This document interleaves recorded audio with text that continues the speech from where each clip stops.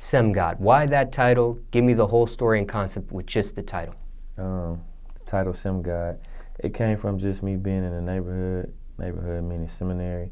I was shooting dice one day, and a guy was also shooting dice, and he just kept saying six God, meaning that he's like from the 60s area in Oakland. So I'm like, nigga, you know where you at?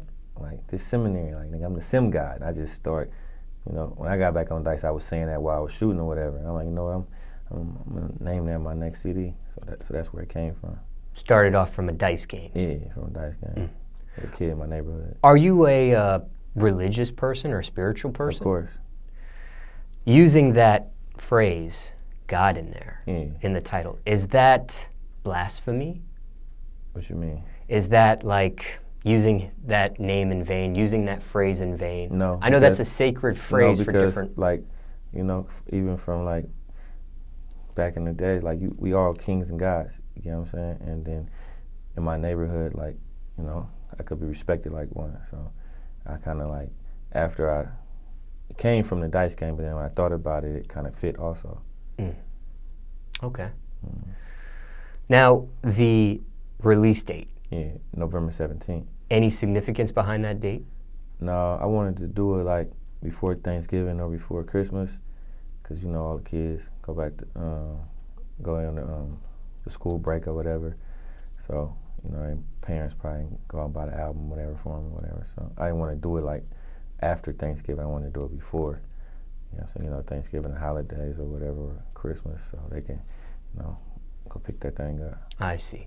And as far as features, I mean, you're one of those rappers that always got a lot of friends, a lot of rap friends. Yeah, the features on the album: Gucci Mane, f.o.d, RBE, Bankroll Fresh. I shot that video today. Bankroll Hood, Money Man, Young Dolph, Lil Durk, f.o.d, Marco Penn is on a single.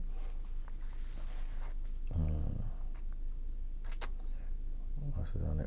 Mozzie, Payroll, Giovanni, and Team Eastside Peasy. A lot of features. All-Star JR. It's not even that many features, really. It's only 10 songs on the tape. I did like the 10 Commandments. I just did 10 songs, and it's 2 extra for the bonus on iTunes. So it's like 6 songs with features and 4 solos. So you must have multiple features on certain records. Yeah. Now, what about producers? Who can we expect some beats from on this one from? Zaytoven, Shawty Fresh, a lot of producers from Detroit, Helluva, Stuntman, Pooh Beats, DJ Brown, The Realest. I said Zaytoven, yeah. Yeah, you said Zaytoven. League of Stars also. Now, a bunch of these names you mentioned sound like the usual suspects for you. They, we all know who you're affiliated with and that sort of thing. Anybody new on this one you haven't worked with previously that was either a feature or producer? It was like your first time working with them on this one?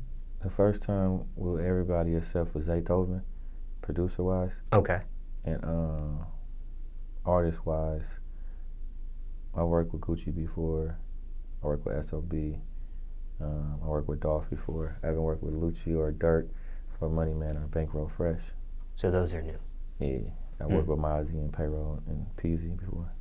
That Bankroll record, was that something that you had already that? Yeah, it was prior. Prior to his passing? Yeah, but we just waited, to his pops get the album situated to where he was gonna, I didn't want to cross it up with what he had going on with that, so we just waited or whatever. I think they're finna drop the album after, like maybe I think they're gonna drop it on, call it Thanksgiving. So I think they're gonna drop it on Thanksgiving.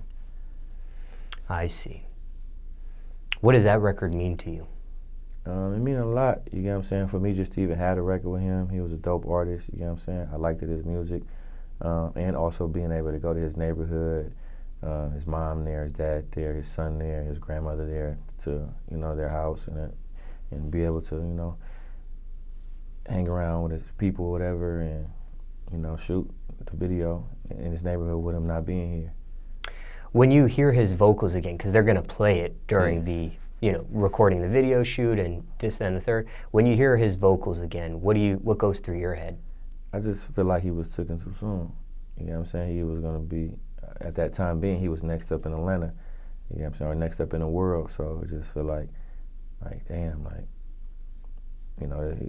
he was apparently already doing his thing, but where would he be right now? You know what I'm saying? I'm just, lucky to have a record with him and be able to keep his legacy going. Any more music with him that's unreleased, or is that the that was the only record I did with him. I think his Pop said he probably was gonna put me on one of his songs on his album though, but other than that, it's the only one we did.